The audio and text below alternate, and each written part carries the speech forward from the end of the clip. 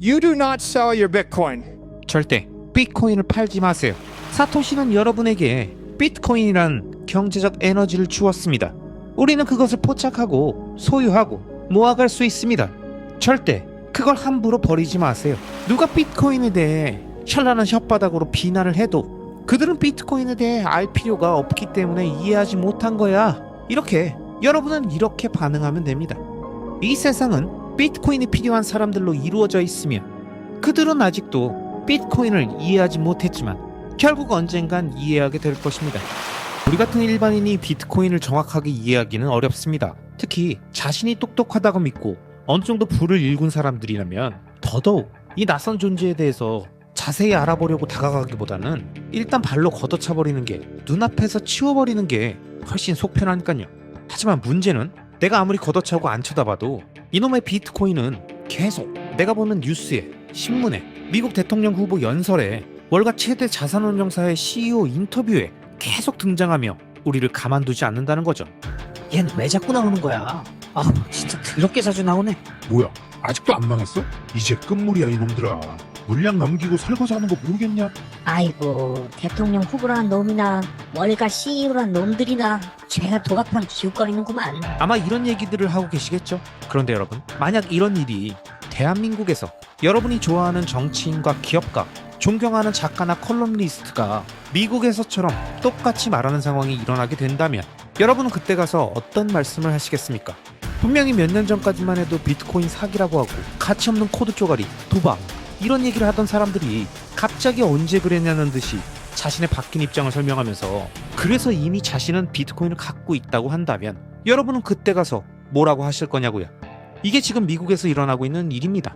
4년 전, 5년 전만 해도 비트코인을 부정했던 월가나 정치권의 인사들이 언론과 연설장에 나와서 비트코인을 찬양하며 비트코인이 미래고 미국의 전략 비축물이고 절대 팔지 말아야 한다고 말하고 있는 이 상황은 시간차를 두고 정확히 몇 년 뒤 대한민국에서 똑같이 반복될 테니까요.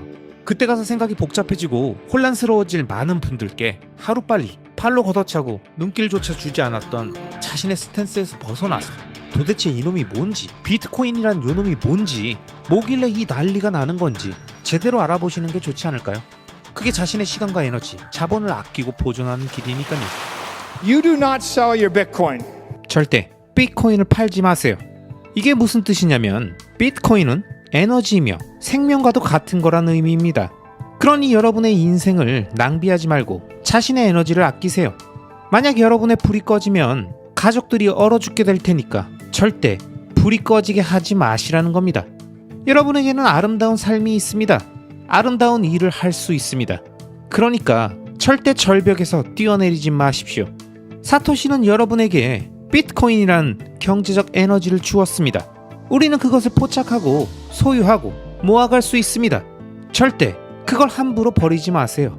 경제적으로 비트코인은 지난 4년 동안 매년 50%씩 상승해 왔습니다.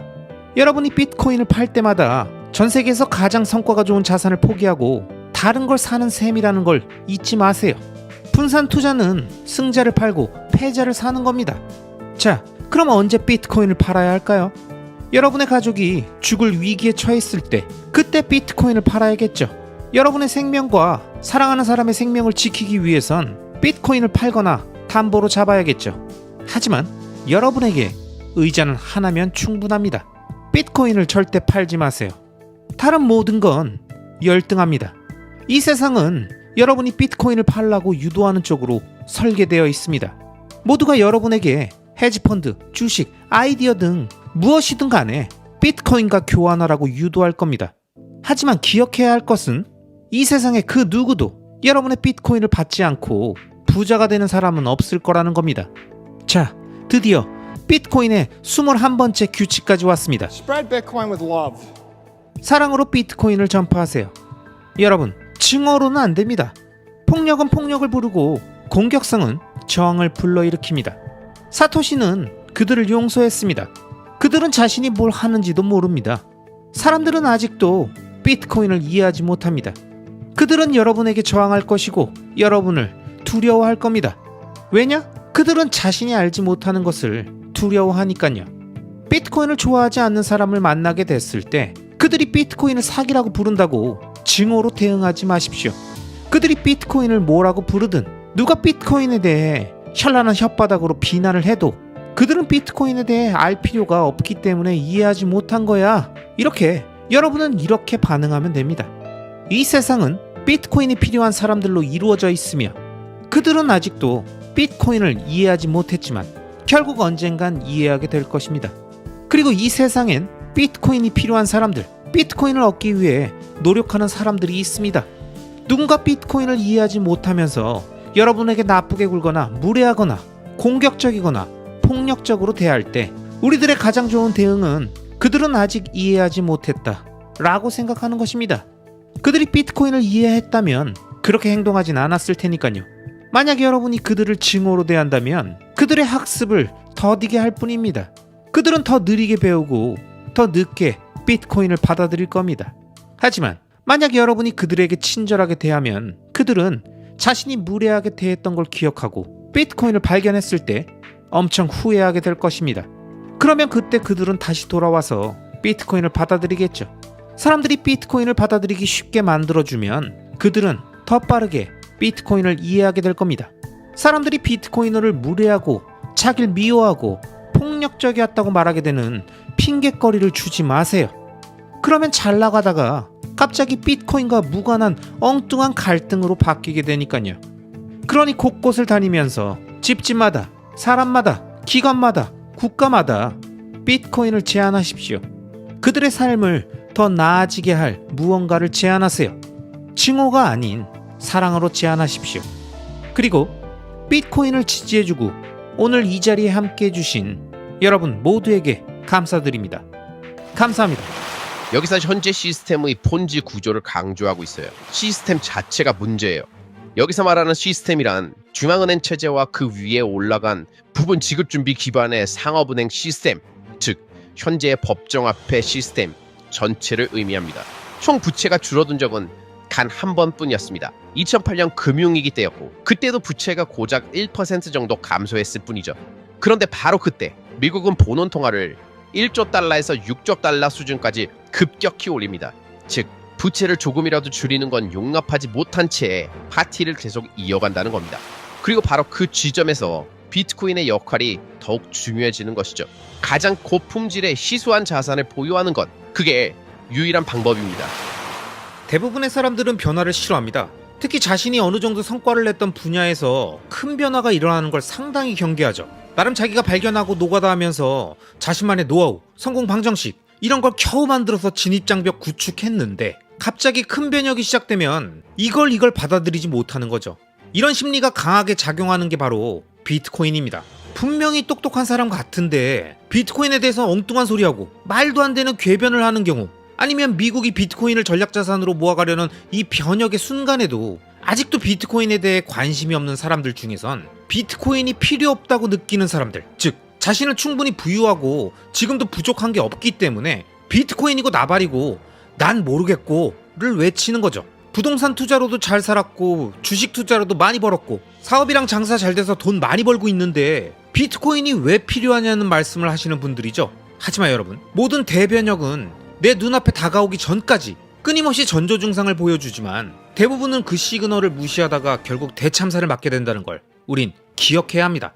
현재의 망가진 화폐 시스템이 어떤 문제를 만들어내고 있고 기축통화국인 미국이 더 이상은 이 시스템을 컨트롤할 수 없는 브레이크가 고장난 폭주기관차처럼 절벽 끝을 향해 돌진하고 있는 게 바로 현재의 화폐 시스템이라는 걸 수많은 경제지표들이 경고를 주고 있어도 계속 무시한다면, 그렇게 비트코인에 관심을 갖고 공부하고 이해할 수 있는 소중한 시간을 날린다면 앞으로 몇 년이 지난 어느 시점에 정말 상상도 하기 싫을 정도로 과거의 자신을 미워하게 될지도 모릅니다. 자, 그럼 뭐가 도대체 그렇게 문제라는 건지 핵심적인 지표들로 팩트로 정확하게 설명해주는 앞선 리날든의 일부 영상을 못 보신 분들은요, 우측 상단에 띄어진 카드를 클릭해서 먼저 보시고요, 준비가 되신 분들은 지금 바로 2부 영상으로 가시죠. Let's go! Another really big component is Social Security. 또 하나 정말 중요한 요소가 있어요. 바로 사회보장 제도입니다. 지금 보시는 이 그래프는 미국의 사회보장 신탁 기금을 나타냅니다. 보시면 알겠지만 처음에는 0에서 시작해서 약 3조 달러까지 증가했어요. 이렇게 커다란 변화가 일어나는 이유는 바로 인구 통계학적 변화, 즉 베이비붐 세대 때문입니다. 2차 세계대전이 끝난 이후인 1940년대 후반부터 1960년대 사이에 미국에서는 엄청나게 많은 아이들이 태어났고 이 베이비붐 세대가 커서 노동시장에 진입하면서 사회보장 비용을 내기 시작했죠. 그 결과 사회보장 기금은 빠르게 불어났습니다. 하지만 문제는 그 돈을 좋은 자산에 투자하지 못했다는 거죠. 사회보장 기금은 대부분 미국 국채에 묶여 있었고 그건 장기적 관점에서 보면 그리 좋은 투자처가 아니었습니다. 그리고 미국 사회보장국 예측에 따르면 2035년경 이 신탁 예금은 완전히 소진될 예정입니다. 그 말은 곧 3조 달러에 달하는 기금이 앞으로 몇 년에 걸쳐 계속 시장에서 빠져나오게 된다는 뜻이죠. 지금 베이비붐 세대는 이미 은퇴 시점에 접어들었고 앞으로도 계속 은퇴자들이 늘어나는 거죠. 그만큼 더 많은 돈이 기금에서 빠져나가게 될 겁니다. 이유로는 2017년에서 2018년쯤 기금이 정점을 찍고 서서히 줄어들기 시작한 시점부터 본격화됐습니다. 그리고 그 시기가 연방 재정 적자가 실업률과 디커플링 되기 시작한 시점과도 겹칩니다. 또 연방정부의 부채 증가 속도가 민간 부채보다 더 빨라진 시점과도 일치하죠. 즉, 이 시점이 굉장히 중요합니다. 왜냐하면 금리가 더 이상 내려가지 않았고 과거의 사회보장 기금을 불려줬던 베이비붐 세대가 이제는 돈을 빼가는 세대가 되었기 때문이죠. 이 사회보장 기금은 앞으로도 향후 10년간 의료, 여행, 주거 등 사람들이 실제로 지출하는 모든 영역을 통해서 경제로 다시 흘러들어가게 됩니다. 가끔 기금이 고갈되는 정확한 시점은 1년 정도 앞당겨지거나 뒤로 미뤄질 수 있지만 이건 대부분 보험 수학적 계산이라서 사실상 피할 수가 없는 구조입니다. 그리고 중요한 건 이 연령대 사람들은 투표를 한다는 점이죠. 젊은 사람들은 시위를 하긴 하지만 막상 투표는 잘 안 하거든요. 반면에 이 고령자 유권자들은 정기적으로 투표에 참여합니다. 그래서 지금 미국 정치에서 이 기금과 관련된 지출을 건드리는 건 정치적으로 금기된 영역이에요. 터치하면 감전되는 선이라고 불릴 정도죠. 공화당이든 민주당이든 사회보장 제도는 건드리지 않겠다고 이미 공언한 상태입니다. 극단적인 정치 양극화 속에서도 양당이 유일하게 합의하고 있는 몇 안 되는 영역 중에 하나예요. 사실상 이 기금의 운명은 이미 정해져 있다고 봐도 됩니다. 이제 마지막 슬라이드쯤에 도달했는데요. 여기서 현재 시스템의 폰지 구조를 강조하고 있어요. 단순히 인구 문제나 부채 문제만의 문제가 아닙니다. 근본적으로 시스템 자체가 문제예요. 여기서 말하는 시스템이란 중앙은행 체제와 그 위에 올라간 부분 지급준비 기반의 상업은행 시스템, 즉 현재의 법정화폐 시스템 전체를 의미합니다. 이 시스템은 멈추지 않고 계속 성장해야만 유지할 수 있는 구조예요. 마치 수용을 멈추면 익사하는 상어처럼요. 멈추면 죽는 구조입니다. 계속 확장하고 계속 부채를 늘려야만 유지되는 구조라는 거죠. 여기 보이는 그래프에서 위쪽 선은 미국 전체 시스템의 총 부채입니다. 정부 부채와 민간 부채를 다 합친 값인데 사상 처음으로 100조 달러를 넘어섰습니다. 그리고 아래쪽 선은 본원 통화, 즉 중앙은행이 직접 찍어낸 기초 통화량입니다. 이 그래프는 1966년부터 2025년까지의 데이터를 보여주고 있어요. 그 긴 기간 동안 총 부채가 줄어든 적은 단 한 번뿐이었습니다. 그 유일한 예외는 2008년 금융위기 때였고 그때도 부채가 고작 1% 정도 감소했을 뿐이죠. 그런데 바로 그때 미국은 본원 통화를 1조 달러에서 6조 달러 수준까지 급격히 올립니다. 즉 부채를 조금이라도 줄이는 건 용납하지 못한 채 파티를 계속 이어간다는 겁니다. 그 시점을 기준으로 간단히 계산해보면 2008년 당시 미국 시스템 전체의 총부채는 약 50조 달러였고 본원 통화는 약 1조 달러였습니다. 즉 50대 1의 레버리지 구조였다는 거죠. 이거 마치 무모한 크립토 고배율 파생 상품에서나 볼 수 있는 수준입니다. 경제 전체가 그런 구조로 돌아가고 있다는 것은 상상 이상으로 위험한 일이었죠. 그리고 그들은 결국 금리를 제로까지 낮췄고 더 이상 민간 부채를 키울 수 없는 한계에 도달했습니다. 그 결과 민간에서 정부로 레버리지 구조가 이동하게 된 겁니다. 즉 오늘날 우리가 겪고 있는 이 공공부문 부채 중심의 경제는 그때부터 이미 불가피하게 형성된 구조라는 걸 이 데이터가 잘 보여주고 있는 거예요. 사실 저는 이 차트보다 훨씬 더 오래된 데이터도 살펴봤어요. 110년 가까이 거슬러 올라가는 데이터였죠. 그 결과 총부채가 자연적으로 감소한 시기는 단 4년뿐이었습니다. 그건 바로 1930년부터 1934년까지 대공황 시기의 일이었어요. 즉 110년 동안 단 5년만 총 부채가 줄어들었던 적이 있었던 거죠. 이게 의미하는 건 분명합니다. 이 시스템은 절대로 폰지 구조가 무너지도록 두지 않는다는 것이죠. 그 정도로 정치 금융 시스템 전체가 부채 유지에 철저하게 중독되어 있습니다. 그리고 이게 바로 비트코인과의 가장 큰 대비점입니다.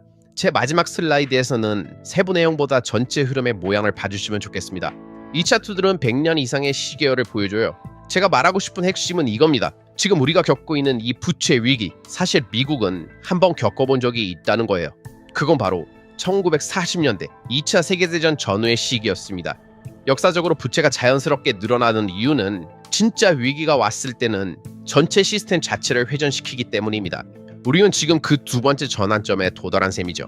즉, 먼저 민간 부채 버블이 형성되고 금리가 제로로 도달했습니다. 더 이상 민간 부분에서는 부채를 늘릴 수 없는 한계가 오죠. 그 결과 경제 전체가 50대 1의 레버리지 상태에 놓이게 됩니다. 그럼 질문이 생깁니다. 50대 1로 레버리지가 걸린 시스템을 어떻게 해소할까? 정답은 이겁니다. 해소하지 않습니다. 대신 본원 통화를 더 찍어내는 것, 그게 이 시스템이 항상 해왔던 방식입니다. 결국 민간 부채 성장의 한계를 맞이하면 정부가 대신 나섭니다. 연방정부의 부채 성장과 막대한 재정 적자가 그 자리를 대체하는 겁니다. 그 결과 민간 부문 부채가 잠시 안정되더라도 공공 부문에서는 부채가 계속 늘어나는 구조로 바뀌는 거죠. 이제 남은 건 이 새로운 부채 시대에서 어떻게 살아남을지를 고민하는 일입니다. 그리고 바로 그 지점에서 비트코인의 역할이 더욱 중요해지는 것이죠. 이제 우리는 완전히 레일을 벗어난 상태입니다. 이건 제가 이전에 말했던 것처럼 연준이 금리를 올려서 뭔가를 멈추려고 해도 오히려 연방 재정 적자가 더 빠르게 늘어나게 되죠. 은행 신용은 줄어들지 않고요. 즉, 이제는 제어 장치가 없는 상태예요. 그리고 제가 지금까지 말한 건 다이마르 공화국이나 초인플레이션 얘기가 아닙니다. 우리가 지금 겪고 있는 건 매년 7%씩 꾸준히 늘어나는 재정 적자입니다. GDP 대비 적자가 70% 이런 게 아니에요. 딱 7%. 그런데 매년 반복적으로 생기는 거죠. 시계처럼 정확하게 매년. 문제는 그 끈질김, 끊임없음에 있습니다. 그리고 이게 바로 앞으로 비트코인이 존재하게 될 환경입니다. 오늘 제가 보여드린 슬라이드들 모든 데이터를 요약하자면 왜 이 기차는 멈출 수 없는가? 여기에 대한 딱 두 가지 이유가 있다고 말씀드릴 수 있습니다. 첫 번째는 질량입니다. 이 시스템은 폰지 구조로 설계되어 있기 때문에 성장을 멈추는 순간 디레버리징이 무자비하게 발생합니다. 그래서 계속 성장해야만 살아남을 수 있는 구조예요. 두 번째는 인간의 본성입니다. 우리는 세금을 더 내고 싶지 않죠. 그리고 적자의 수혜를 받는 사람들은 그걸 줄이고 싶어 하지 않죠. 정치인들 역시 임기 중에 적자를 줄일 유인이 없습니다. 그래서 시스템은 줄이지 않고 늘리는 쪽에만 움직이게 되어 있어요. 이게 바로 우리가 살고 있는 시스템입니다. 이건 말하자면 가변적인 장부죠. 필요하면 얼마든지 새로운 단위로 찍어낼 수 있습니다. 그리고 이게 바로 그들이 오류를 수정하는 방식이에요. 하지만 비트코인은 이 시스템의 정반대입니다. 정반대의 성격을 가진 거울 같은 존재죠. 연준 시스템이 계속해서 화폐 단위를 늘리고 줄이려고 해도 줄일 수 없고 불투명하게 움직이고 실수를 하면 돈을 더 찍어내는 방식이라면 비트코인은 절대적인 희소성, 완전한 투명성, 그리고 오류를 수정하는 방식이 단위를 더 찍어내는 것이 아니라 디레버리징을 감소하되 단위 자체는 건드릴 수 없는 구조예요. 그래서 말하는 겁니다. 이 기차는 멈추지 않는다. Nothing stops this train. 앞으로 10년간 미국은 매우 큰 재정 적자를 계속해서 이어갈 것입니다. 누가 대통령이 되든 어떤 일이 벌어지든 기본 방향은 바뀌지 않을 겁니다. 물론 이걸 더 빠르게 가속시킬 일도 있을 수 있고 조금 늦추는 이벤트가 있을 수도 있겠죠. 하지만 의미 있는 변화는 없습니다. 그래서 우리는 어떻게 대비해야 할까요? 바로 가장 고품질의 희소한 자산을 보유하는 것. 그게 유일한 방법입니다. And of course, the one we all like here is Bitcoin. 그리고 우리 모두가 여기에 동의하는 가장 대표적인 자산은 비트코인입니다. Thank you. 감사합니다.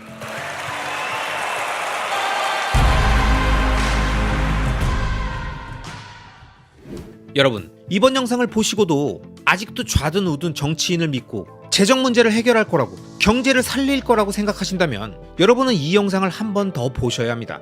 현재 망가진 화폐 시스템에서는 그 어떤 성인군자가 온다고 해도 절대 이 구조 안에서 돈풀기를 멈추고 긴축 재정을 하면서 재정 건전화를 실현하고 화폐 시스템을 되살릴 수 없습니다. 미국이든 유럽이든 중국이든 한국이든 어디든 끊임없이 종이화폐를 찍어내고 살포하면서 지금까지 해왔던 그 방식을 정치인들은 계속 사용할 테고, 그렇게 점점 망가진 화폐 시스템은 그 끝을 향해, 절벽을 향해서 지금 이 순간에도 달리고 있다는 걸 우린 절대 잊지 말아야 합니다. 그리고 그 최악의 상황을 대비한 해결책이 바로 비트코인이라고 믿는 비트코이너, 비트맥시들은 계속해서 이 사실을 주변에 알리고 스스로도 지속적으로 종이화폐를 비트코인으로 바꾸는 거죠. 이번 영상을 통해 지금이 무언가 거대한 변혁의 순간이라고 느끼셨다면 지금이라도 각 잡고 비트코인이 무엇인지 제대로 공부해 보시고요. 만약 비트코인이 아닌 다른 해결책이 있을 거라고 생각하시는 분들은 본인이 생각하시는 그 해결책과 비트코인을 비교해 보시면서 깊게 고민해 보시기 바랍니다. 다양한 자산에 투자할 수는 있지만 결국 이 망가진 화폐 시스템을 방어하는 가장 완벽한 수단은 비트코인 뿐이라는 걸 시간이 지나면 지날수록 점점 이해하게 되시면서 자기 자산의 많은 비중을 비트코인으로 자연스럽게 옮기게 되실 겁니다. 아시겠죠? 저는 오늘의 비트코인에 대한 대화를 비트코인은 과학과 경제가 충돌하는 특이점이다 라는 것으로 시작하겠습니다. 이는 매우 심오한 개념입니다. 마치 과학과 천문학이 충돌했던 코페르니쿠스 혁명과 같고 과학과 의학이 충돌하며 질병이 악마에 의해 발생하지 않았다는 것을 깨달았던 것과 같습니다. Bitcoin is where science collides with economics and it ushers in a new age. 비트코인은 과학이 경제와 충돌하는 지점이며 새로운 경제적 통찰의 시대를 열어 우리의 정치 시스템, 금융 시스템, 그리고 세상을 바라보는 방식을 깊이 변화시킬 겁니다. 물론 비트코인이 세계 최초의 완벽한 화폐라는 것을 모두 알고 있습니다. 인류는 수천 년 동안 결함 있는 화폐들을 사용해 왔으니까요. 조개 껍데기, 담배 따발, 유리구슬, 구리주화 등 언젠가는 은화, 구리조각, 종이조각을 보면서 우리가 어떻게 하다가 여기까지 흘러왔는지 생각하면서 황당해하겠죠. 완벽한 돈의 의미는 매우 심오합니다. 이건 패러다임의 전환입니다. 단순히 자산의 가격이 오르는 것이 아니라 상대성 이론의 개념처럼 여러분이 공간을 통과해서 떨어지는 것과 같습니다. 여러분의 상대적 기준 틀 안에서 모든 것이 왜곡됩니다. 세상을 다르게 보기 위해서는 여러분의 기준 틀에서 벗어나야 합니다. 아인슈타인은 상대성 이론으로 우리에게 그런 생각을 심어줬고 모든 위대한 과학자들도 그렇게 해왔습니다. 그리고 사토시는 경제학과 화폐 사상의 패러다임의 전환을 소개했습니다. 자, 이러한 인트로와 함께 저는 본격적으로 비트코인의 21가지 규칙에 대해 얘기해 보겠습니다. Those who understand Bitcoin buy Bitcoin, and those that don't criticize Bitcoin. 첫 번째 규칙입니다. 비트코인을 이해한 사람은 비트코인을 사고 이해하지 못한 사람은 비트코인을 비판합니다. 패러다임의 전환은 매우 심오합니다. 이걸 얘기하는 사람들은 이걸 이해하지 못한 경우가 많죠. 여러분이 어느 순간 비트코인을 이해하게 되면 단순히 이야기하고 있는 게 아니라 비트코인을 살 수 있는 가장 가까운 곳으로 달려갈 겁니다. 걸을 시간이 없어요. 저 역시 그게 분명하게 느껴졌을 때 비트코인을 사야 했습니다. 한편 비트코인을 반대하는 사람들은 아직 패러다임의 전환을 이해하지 못했기 때문에 비판하는 겁니다. 이해하지 못했으니까 수많은 비난을 할 수 있는 거죠. 자, 두 번째 규칙은 모두가 비트코인을 반대했다가 결국 찬성하게 된다는 겁니다. 이건 사실 놀라운 일이 아닙니다. 왜 이 사람은 비트코인을 반대하는가? 왜 이 은행가는 비트코인을 반대하는가? 왜 이 정치인은 비트코인을 반대하는가? 그들은 비트코인이 뭔지 모릅니다. 이해하지 못했으니까 비트코인을 반대하는 겁니다. 우리 모두가 처음에는 비트코인을 반대할 겁니다. 우리는 비트코인이라는 매우 심오한 새로운 아이디어를 도입하고 있으며 건강한 기관, 건강한 정치 시스템, 건강한 지성들이 처음에 그것을 거부하는 것은 자연스러운 인간의 반응입니다. 이건 우리가 낙담할 일이 아니며 놀라운 일도 아닙니다. 이건 완전히 자연스러운 일이에요. 자, 세 번째 규칙. 비트코인을 이해했다는 걸 어떻게 알 수 있는가? 비트코인을 이해했다는 걸 아는 방법은 비트코인을 완전히 이해할 수 없다는 걸 깨닫는 것입니다. 만약 여러분이 비트코인을 이해했다고 생각하고 공부했고 확신한다고 생각한다면 이건 여러분이 아직 완전히 이해하지 못했다는 의미입니다. 비트코인을 진정으로 받아들이고 이해한 사람들은 비트코인에 대한 배움이 끝나지 않을 거라는 걸 깨닫습니다. 비트코인이 뭡니까? 비트코인은 단순한 프로토콜이 아니며 소프트웨어도 아니고 비트코인과 상호작용하는 방식도 아닙니다. 비트코인은 바이러스입니다. 경제적 바이러스, 화폐 바이러스, 이념적 바이러스입니다. 그리고 이는 시간과 공간을 통해 퍼져나갈 것입니다. 그래서 비트코인을 이해하려면 기존의 채택자들이 레이어 2, 레이어 3, 레이어 4, 레이어 5에서 어떻게 상호작용할지 이해해야 합니다. 레이어 3 어플리케이션들이 레이어 2 프로토콜을 통해 어떻게 상호작용할지, 레이어 1 프로토콜을 통해 어떻게 상호작용할지를 생각해야 합니다. 비트코인을 아직 발견하지 못한 사람들이 10년, 50년, 100년 후에 비트코인으로 뭘 할지를 생각해야 한다고요. 비트코인을 이해하려면 100년 후에 100억 명의 사람들이 3억 개의 다른 기관을 통해 비트코인을 어떻게 사용할지 생각해야 합니다. 아직 고안되지도 않고 발명되지도 않은 비트코인의 프로토콜과 확장을 통해서 말입니다. 시간과 공간, 복잡성, 인류가 창조할 수 있는 무한한 방식들을 통해 아이디어가 어떻게 퍼져나갈지를 생각하면 비트코인의 전체 범위를 이해할 수 있습니다.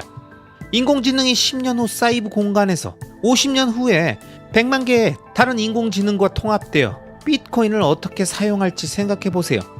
이건 사이버 공간에서의 불꽃 같은 것이며 시간과 공간을 통해 인류와 인류의 다양한 잔재를 통해 퍼져나가는 것입니다. 이 아이디어를 이해하면 80억 명의 사람들 또는 3억 개의 기업이나 아직 오지 않은 수많은 것들의 생각을 모두 알지 못한다는 것을 깨닫게 됩니다. 그 순간 겸손한 마음이 생기고 비트코인에 대해 계속 공부하고자 하는 갈증이 생기는 거죠. 비트코인에 대한 배움은 끝나지 않을 것입니다. Rule number 4. Bitcoin's powered by chaos. 비트코인의 네 번째 규칙, 비트코인은 혼돈에 의해 작동합니다. 여러분이 돈을 은행에 넣고 법정화폐로 저축하는 건 여러분의 돈을 국가에 대출해 주는 것입니다. 여러분이 돈을 주식에 투자하는 건 회사의 경영진에게 돈을 대출해 주는 거죠. 여러분이 건물에 투자하면 여러분은 그 도시의 시장에게 돈을 대출해 주는 겁니다. 여러분이 돈을 예술품에 투자하면 문화에 돈을 대출하고 투자하는 거라니까요. 반면 비트코인을 구매할 때는 자신의 돈을 무질서의 군주들에게, 혼돈의 신에게 대출하는 것입니다. 그 배팅은 혼돈이 도시, 사회, 국가, 문화를 능가하는 것이라는 판단인 거죠. 이건 매우 심오한 생각입니다. 자, 누군가 여러분을 2차 세계대전 전에 유럽으로 데려가서 많은 돈을 주고 선택권을 준다고 생각해보세요. 여러분은 유럽의 어떤 땅이나 건물을 살 수 있으며 유럽의 어떤 회사든 소유할 수 있습니다. 예술품을 소유할 수도 있고 유럽의 화폐나 채권에 투자할 수도 있습니다. 전쟁에 참전할 국가의 어떤 자산도 살 수 있습니다. 아니면 전쟁을 치르는 모든 국가의 돈을 보관할 스위스의 한 은행을 소유할 수도 있죠. 여러분이 그 스위스 은행을 소유하고 모두가 돈을 그 은행에 넣고 전쟁이 일어나면 혼돈이 찾아옵니다. 제가 말한 전쟁은 지난 4년간의 혼돈과 엔트로피가 가속화된 상황을 비유한 겁니다. 여러분이 깨닫게 되는 것은 모든 건물이 위험하다는 것입니다. 폭파될 수 있습니다. 모든 회사는 아마도 무너질 것입니다. 어떤 땅도 가치가 있을지 없을지 모릅니다.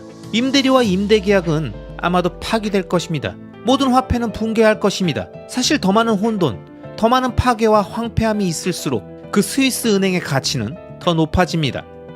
모두가 돈을 이 은행에 넣고 서로를 죽이면서 은행은 그 돈을 유지하게 됩니다. 이건 정말 심오한 생각입니다. 여러분은 혼돈으로부터 이익을 얻는 사업에 종사하고 있습니까? 아니면 혼돈을 막으려는 사업에 종사하고 있습니까? 연력학 법칙에 따르면 엔트로피는 멈출 수 없습니다. 정부가 더 혼란스러울수록, 시장 환경이 더 비효율적이고 경쟁적일수록, 문화의 변화가 더 클수록 다른 모든 투자가 더 나빠지고 비트코인 투자는 더 나아집니다. 비트코인은 혼돈에 의해 작동합니다. 비트코인은 계속해서 다른 모든 것을 능가할 것입니다. 왜냐하면 우주의 유일한 진리는 엔트로피가 한 방향으로 진행되기 때문입니다. 그렇기 때문에 혼돈은 계속될 것입니다. 만약 우리가 카지노에 들어가면 모든 게임이 여러분에게 불리하게 세팅되어 있을 겁니다. 포커를 제외하면 말이죠. 근데 포커 테이블에 앉았을 때 여러분이 전문 포커 플레이어가 아니라면 그 게임도 여러분에게 불리하게 세팅되어 있는 겁니다. 하지만 비트코인은 우리 모두가 카지노를 이길 수 있는 유일한 게임입니다. 정신이 번쩍 들죠? 물론 어쩌면 여러분이 게임을 조작할 수 있다면 하나의 게임 정도는 이길 수도 있을 겁니다. 어쩌면 인생의 한 구간 동안 이길 수 있는 자신만의 게임을 찾을 수도 있겠죠. 하지만 그러려면 인생에서 어떤 게임에서는 전문가가 되어야 하고 그 특정 분야나 지역, 부동산, 예술 거래 등에서만 잠시 동안 이길 수 있을 겁니다. 결국 모두가 항상 이길 수 있는 게임은 없습니다. 반면 비트코인은 카지노이자 혼돈의 하우스입니다. 이 게임을 하고 싶은 모든 플레이어는 누구나 계속 이길 수 있습니다. 근데 여기서 가장 중요한 건 비트코인 게임에서 지는 유일한 방법은 아예 게임을 하지 않거나 자신이 유리해지기 전에 너무 빨리 그만두는 겁니다. 그러니 카지노에 들어가서 비트코인 게임을 시작하고 포기하지 마십시오. 그러면 모두가 이길 것입니다. 근데 중간에 카지노에서 나와서 다른 게임을 하려고 한다면 결국 모든 다른 게임에서 패배자가 될 겁니다. 왜냐? 여러분은 그 하우스를 통제하지 않고 확률을 통제하지 못하기 때문입니다. 여러분이 국가를 소유하고 있다고 생각할 때조차, 회사를 소유하고 있다고 생각할 때조차, 시장에서 독점권을 가지고 있다고 생각할 때조차도 엔트로피의 신들은 여러분의 불안정한 균형을 깨트릴 것입니다. 비트코인은 여러분들을 보호해주겠지만 여러분이 갑옷을 입지 않으면 보호해주지 않습니다. 완전히 준비를 갖추어야 합니다. 이게 뭔 말일까요? 여러분은 불길을 통과하고 용암 화산을 통과해야 한다는 겁니다. 자신의 몸의 1%만 보호하지 마세요. 몸의 5%만 보호하지 마십시오. 완전히 갑옷을 풀 장착하셔야 합니다.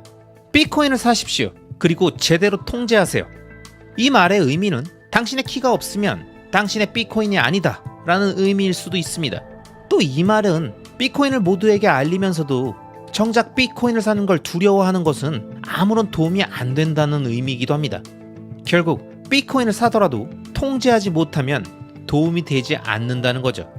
자산의 1%만 비트코인에 투자했는데 나머지 99%가 모두 제로가 되고 그 1%가 20배, 30배, 100배로 증가했다면 자신에게 무언가 얻긴 했군 이라고 말하겠죠. 그러나 뒤돌아보면 제대로 갑옷을 풀장착해서 몸의 99%가 타버리지 않았다면 훨씬 좋았을 텐데 라고 생각할 겁니다. 절대 아킬레스건을 남겨두면 안 됩니다. 자, 여러분, 마이클 세일러의 이번 발표 내용 잘 들으셨나요?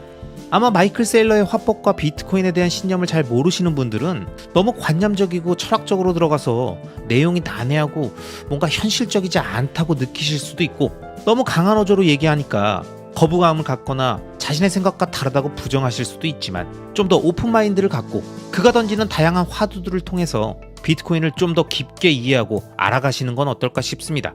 왜냐? 결국 우리는 언젠가 모두 비트코인을 이해할 수밖에 없는 상황에 놓이게 되고, 우리보다 먼저 앞에서 비트코인을 깊게 고민했던 사람들의 의견은 늘 가치가 있으니까요.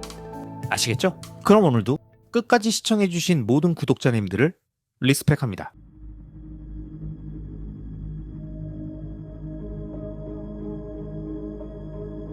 Which one's the best crypto asset? Well, Bitcoin's the best crypto asset. Okay. What's the second best? There's no second best. There's no second best crypto asset. There's a crypto asset. It's called Bitcoin, right? Right? There's no second best. Okay. It's not like Google and Facebook. It's not like Apple and Amazon. Yeah, we can debate Apple or Amazon. What's better? They both look like tech monopolies to me. They both look pretty good. On the other end, Bitcoin or no. Bitcoin. Bitcoin's a crypto asset.